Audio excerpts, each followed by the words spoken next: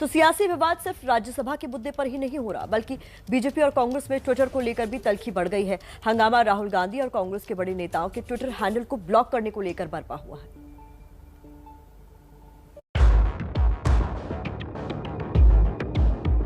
Twitter discriminatory हो चुका है। राहुल गांधी जी सदन की तरह ट्विटर का भी गलत प्रयोग कर रहे हैं। ट्विटर को डरा धमका के राहुल गांधी जी का ट्विटर अकाउंट सस्पेंड किया है। मुद्दा चाहे जो भी हो, आखिर में अदावत की आग बीजेपी और कांग्रेस के बीच ही भड़कती है और इस बार दोनों के बीच टकराव हुआ है ट्विटर को लेकर।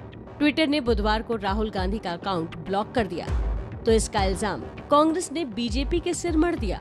कांग्रेस ने आरोप लगाया कि ट्विटर ने केंद्र सरकार के दबाव में राहुल गांधी का अकाउंट ब्लॉक किया। केंद्र के दबाव की वजह से कांग्रेस नेताओं के ट्विटर अकाउंट पर कार्रवाई हुई और इस कार्रवाई के खिलाफ राहुल गांधी ने अपनी नाराजगी इंस्टाग्राम पर जाहिर की है। लिखा है, अगर सहानुभूति दिखाना अपराध है तो मैं दोषी हूँ। अगर बलात्कार और हत्या की पीड़िता के न्याय के लिए लड़ना अपराध है तो मैं दोषी हूँ। हमें एक प्लेटफॉर्म पर ब्लॉक कर सकते हैं, लेकिन ये हमारी आवाज को बंद नहीं कर सकते। करुणा, प्रेम और न्याय का संदेश सार्वभौमिक है। 130 अरब भारतीयों को चुप नहीं कराया जा सकता। डरो मत, सत्यमेव जयते। राहुल गांधी के समर्थन में प्रियंका गांधी भी आ गई हैं। विरोध जताने के लिए उन्होंने अपने ट्विटर हैंडल पर राहुल गांधी की फोटो लगाई है और लगे हाथ आरोप लगाया है कि कांग्रेस नेताओं के अकाउंट बंद करने के लिए ट्विटर अपनी नीतियों का पालन कर रहा है या मोदी सरकार का।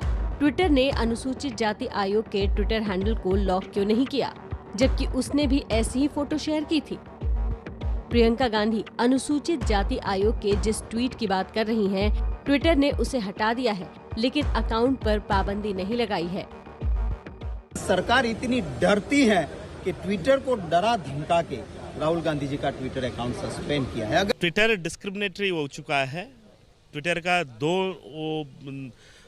डबल स्टैंडर्ड एक्सपोज हो चुका है, एक बीजेपी और उनका कंट्रोल्ड ऑर्गेनाइजेशन।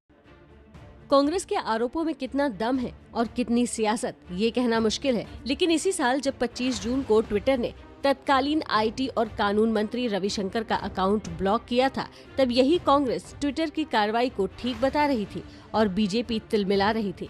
लेकिन अब मामला पलटा तो दोनों दलों ने स्टैंड भी बदल लिया। आप किसी बलात्कार परिवार की बच्ची की फोटो डाल दो, कुछ ऐसी चीजें डाल दो जो ट्विटर पर नहीं डालनी चाहिए और उसके कारण ट्विटर बंद हो, उसके लिए सरकार जिम्मेवार है। दुर्भाग्य है। आप राहुल गांधी जी सदन की तरह ट्विटर का भी गलत प्रयोग कर रहे हैं। हालांकि इस सियासी विवाद के बीच ट्विटर प्रवक्ता ने एबीपी न्यूज से कहा है कि अगर कोई ट्वीट ट्विटर के नियमों के उल्लंघन का पाया जाता है और अकाउंट होल्डर द्वारा उसे अभी तक डिलीट नहीं किया गया, तो हम इसे एक नोटिस देकर छिपा सकते हैं और अकाउंट तब तक लॉक रहता है जब तक ट्वीट को हटा नहीं लिया जाता। हमें एनसीपीसीआर ने सचेत किया था कि हमारे प्लेटफॉर्म पर ऐसा कंटेंट है जिसमें यौन हिंसा की पीड़िता के माता पिता की पहचान उजागर हो रही है। हमने इसे ट्विटर के नियमों और नीतियों के खिलाफ पाया और साथ ही ये भारतीय कानूनों का भी उल्लंघन था। दरअसल दक्षिणी दिल्ली में एक बच्ची की रेप के बाद हत्या कर दी गई थी और राहुल गांधी इसी पीड़ित परिवार से 4 अगस्त को मिले थे।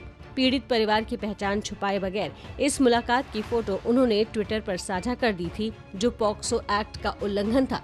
इसलिए ट्विटर ने उनका अकाउंट लॉक कर दिया है और सिर्फ राहुल ही नहीं, ट्विटर ने कांग्रेस के 30 के करीब हैंडल्स पर कार्रवाई की है।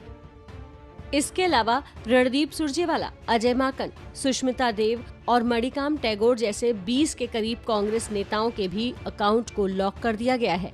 सब ने राहुल के ट्वीट को रीट्वीट किया था। ट्विटर के एक्शन के विरोध में कांग्रेस मैं भी राहुल अभियान चला रही है।